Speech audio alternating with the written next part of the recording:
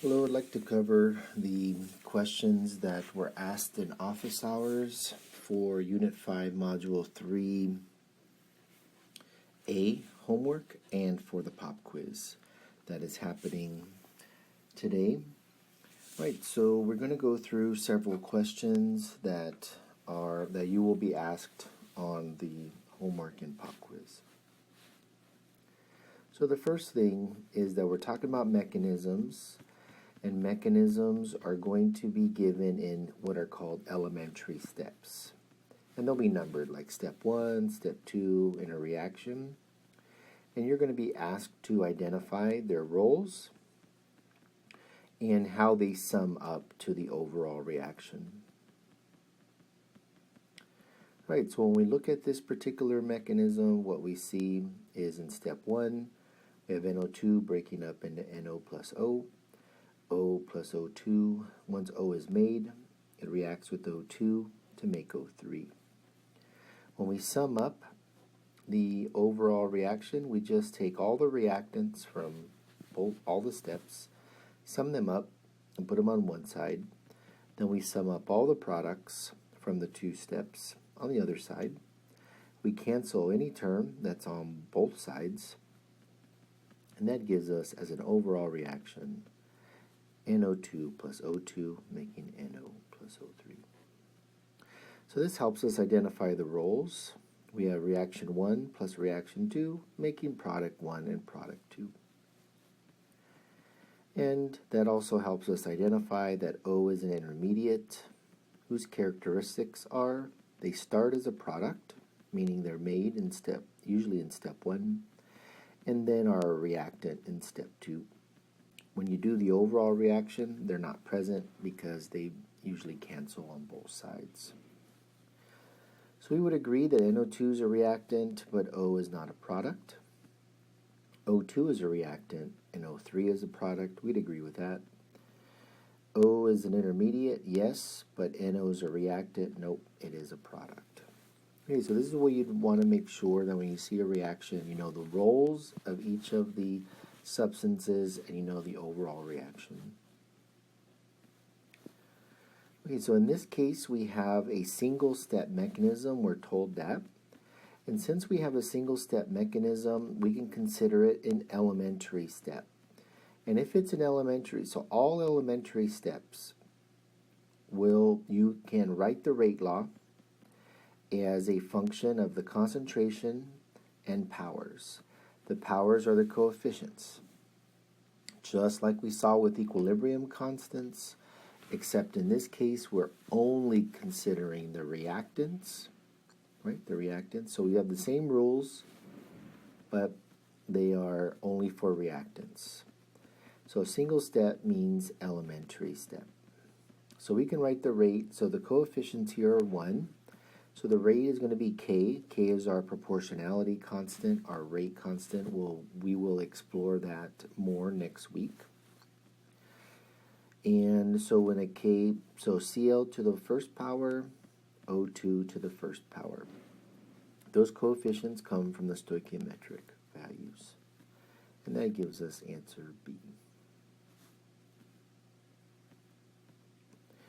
Same rules for equilibrium as we have for equilibrium constants. Must be aqueous or a gas. So that's supposed to be aqueous there.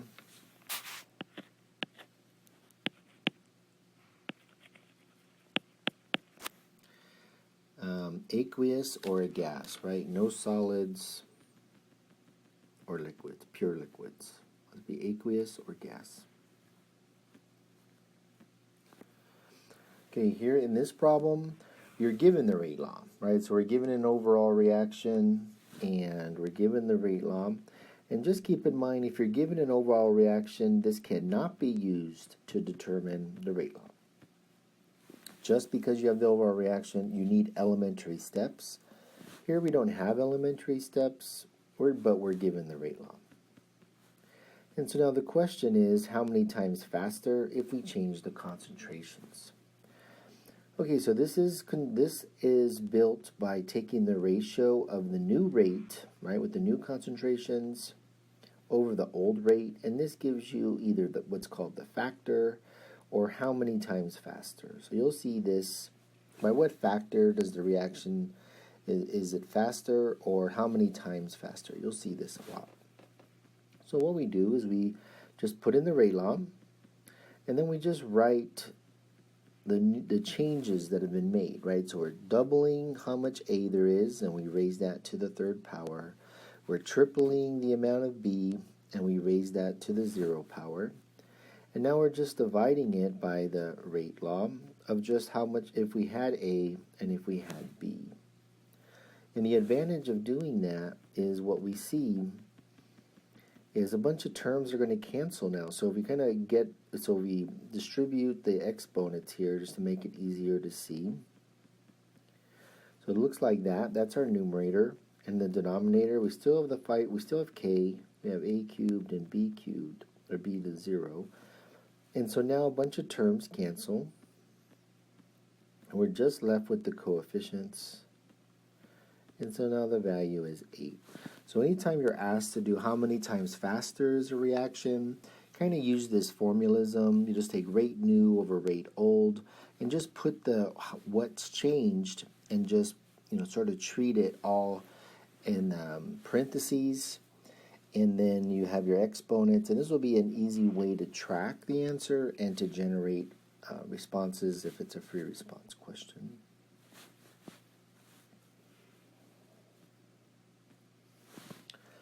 Right. So here we have a multi-step, elementary step here, reaction, 3 steps. And here we're given the rate law.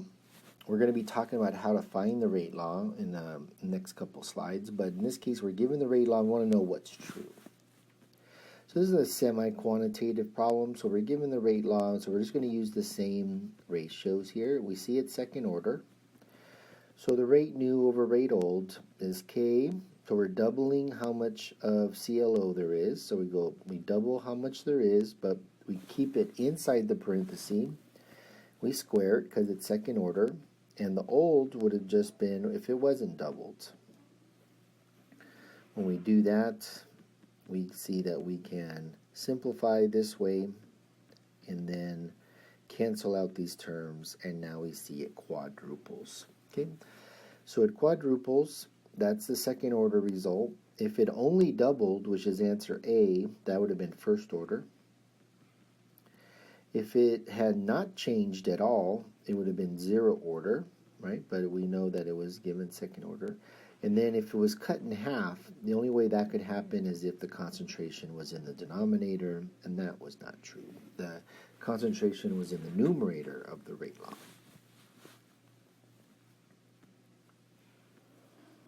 All right, so now we're going to get into several examples of how we assign rate laws, knowing something about the fast-slow steps. All right, so let's take a look at first the data given. So we're told that the rate law is first order in SO2 because it has a linear relationship of the rate law of the rate versus concentration. And so what we're going to do is we're going to write as we talked about in class, the rate of a reaction is uniquely determined by the slowest step. So the slowest step will always determine the rate law. So what we're going to do is just write the rate law from the slowest step. So for mechanism 2, the slowest step is NO times O2. And remember, we raise it to the 1/2 power because of the 1/2 coefficient. Okay, so there's no SO2 in this rate law in mechanism 2. There's no SO2 in the slow step, so we know right away that this has to be a 0 order SO2, right? So if we were to rewrite it, it would look like this, SO2 to the 0 power, and that's because it's not present. So SO2 is a 0 order, and it cannot have the behavior in the graph given. Okay, but now let's look at mechanism 1. So mechanism 1, when we write the rate law of the slow step, we get K times NO2 times SO2. So here we have SO2 appearing in the rate law as a first order reactant. All right, so that's exactly what we're looking for. This is first order. It should be linear, rate versus SO2. As long as we keep NO2 or whatever other term that's going to be there constant, SO2 will have this relationship. So this rate versus concentration is consistent with mechanism 1. Okay, so the rate versus concentration of SO2, this is independent, zero order. That would be mechanism 2. So mechanism 2 would be flat, while mechanism 1 would be linear with SO2. Now it turns out that although this rate law, this slow rate law, was perfectly fine for determining whether it was first order in SO2 or not, it is not a valid overall rate law, and we're going to talk about how we can generate valid overall rate laws from the fast-slow mechanism. Okay, so we're going to do that now.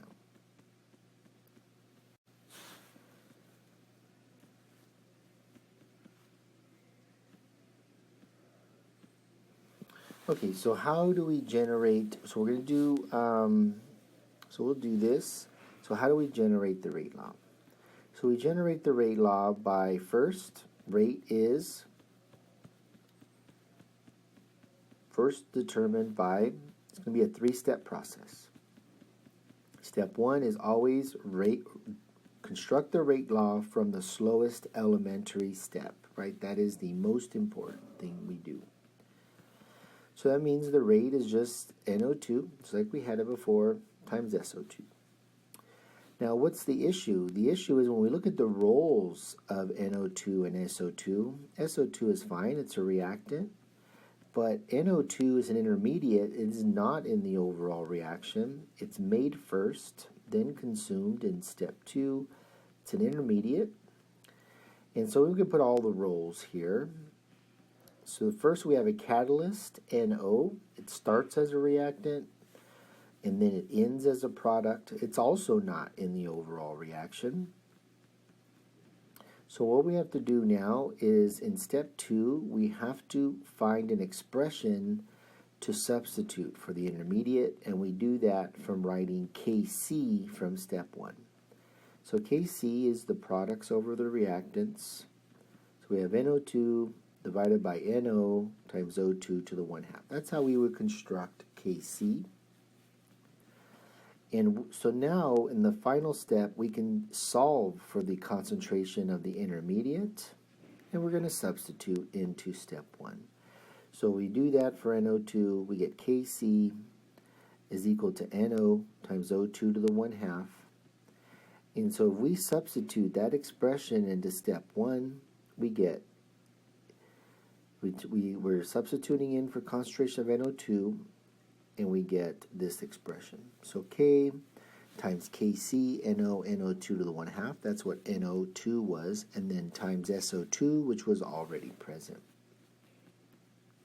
We're going to combine the constants, the rate constant and the equilibrium constant, into some new constant. Don't really care about it, but we just call it K prime. And then we have NO to the first power, O2 to the 1/2, and SO2. All right, so that would be our overall rate law. So let's try to summarize this. Catalysts, which is NO, can be in the rate law. You can add catalysts, you can control catalysts. Catalysts can be in the rate law. Catalysts start as reactants and end as products. Intermediates cannot be in the rate law. They start as products and they end as reactants, and that's why you can't use it in a rate law, because they start as products. You cannot directly control the concentration of the intermediate.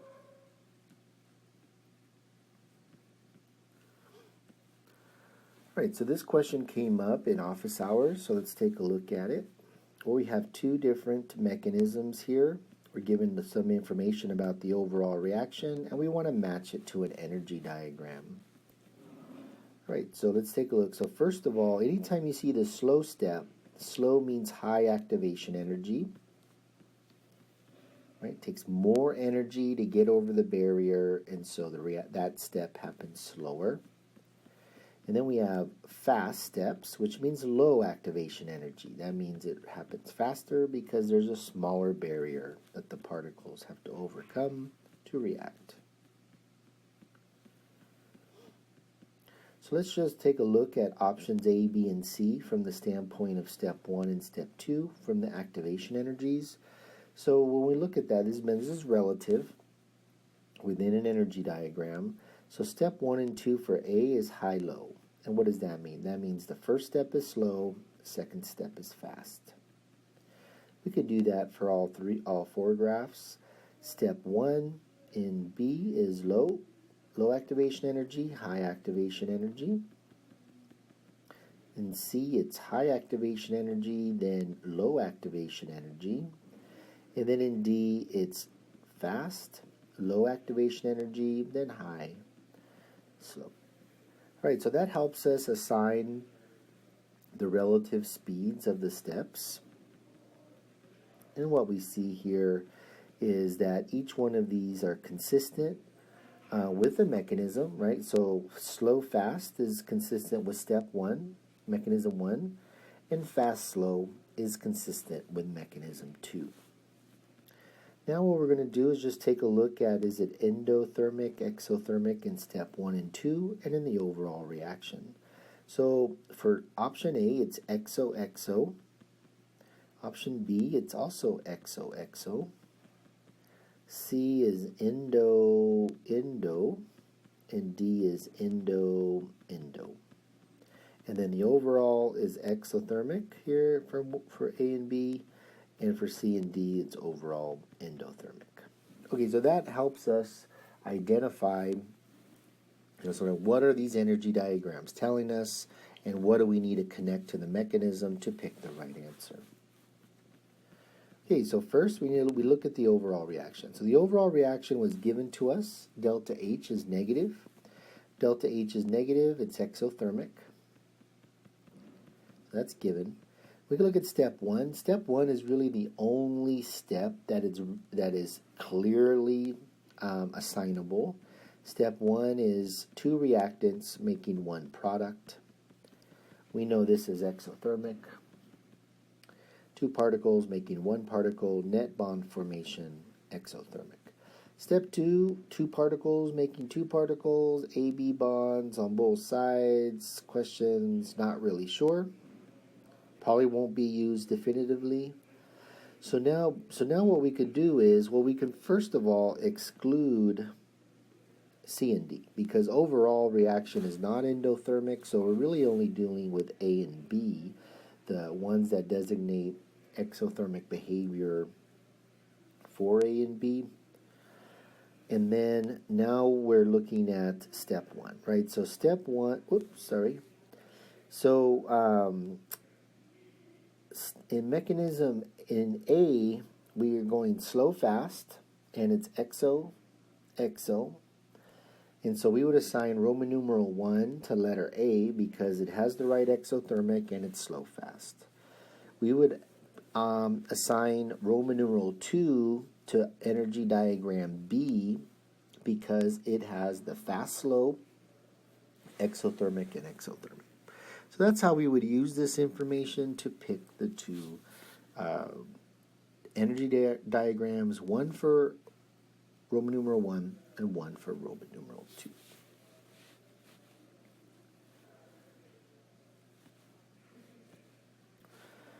Okay, so another fast-slow mechanism. So we will kind of go through this a little bit in a more brief way than we have. So we'll do the 3 steps. Step 1 is writing the rate law for the slow step, K times D times A. The roles are intermediate times reactant. So that means we have to substitute for the intermediate by writing out Kc. And here are the roles. And so Kc here is going to be C times D. Those are the products of step 1 times A times B, the reactants of step 1. We can now solve for D in terms of Kc, A, B, and C.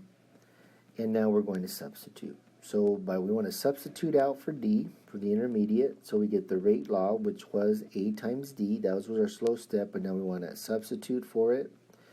And we put in everything that concentration of D equals. And we kind of combine terms. And we get A squared times B divided by C. And remember, we're just going to combine K times Kc and just turn it into one constant, right? One constant. So our final rate law is A squared times B divided by C. That would be option letter D. So the more you practice the fast-slow mechanism, the more you'll see it's always 3 steps, and it's done this way. Right, so I just wanted to do this one over again because we get a lot of questions about it in office hours, and I just want to show it a little bit clearer. So fast, slow step, again, intermediate times reactant. We write Kc from step 1, where the intermediate was generated. We solve for it by putting Kc and the other reactants together. We can now substitute, right? So here's the portion of the rate, the slow step, that's perfectly fine, K times SO2, but now we have to substitute out for NO2. We can include the catalyst, NO.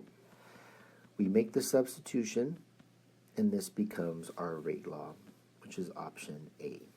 Okay, so option A. So it's a really good thing to practice.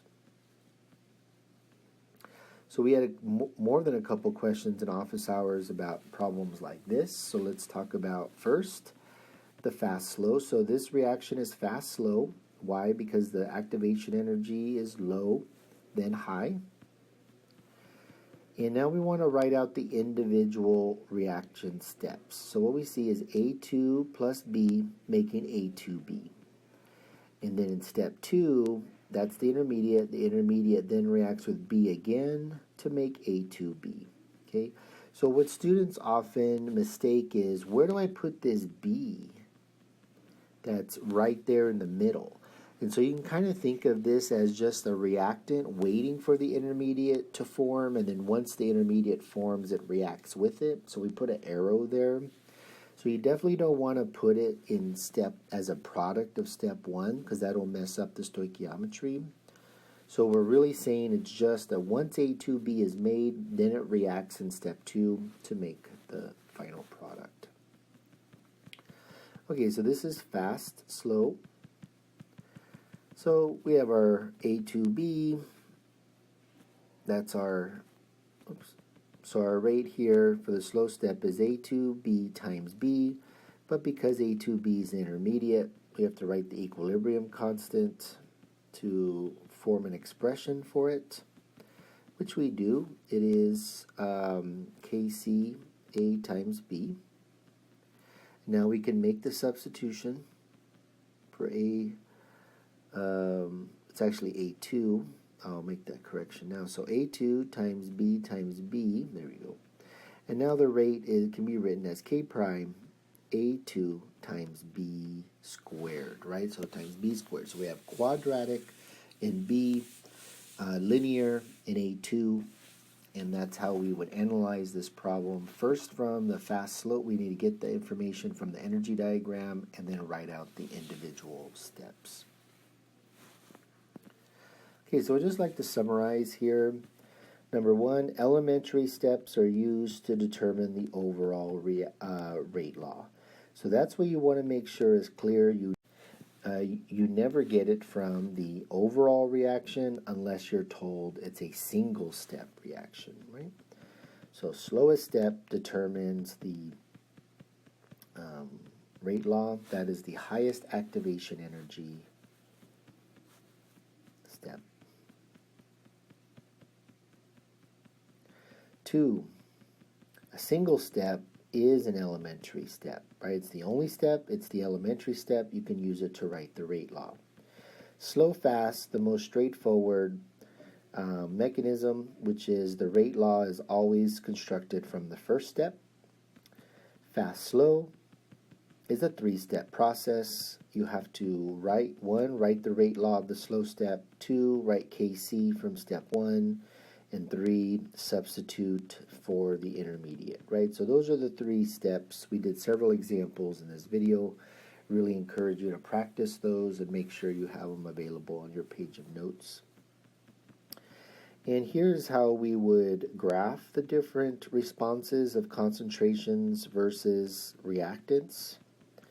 So let's take a look at this. First, zero order, right? So if you have a reactant that is not in the rate law, that is going to be zero order.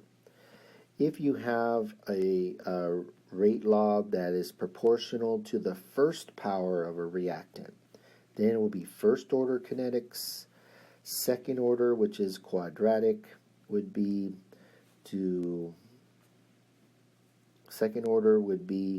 that it's proportional to the square, and it would be quadratic. But it must have an exponent of 2 to have this shape. All right, so with that, good luck. If you have any questions, please stay for office hours.